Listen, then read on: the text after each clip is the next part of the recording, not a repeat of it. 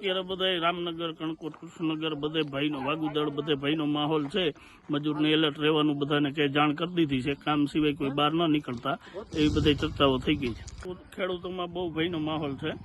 3 દિવસથી આ વન વિભાગની ટીમ આટા મારે છે, પણ એ લોકો પૂરી મહેનત કરે છે, પણ ક્યાંય એ લોકોને સગવડ મળતા નથી.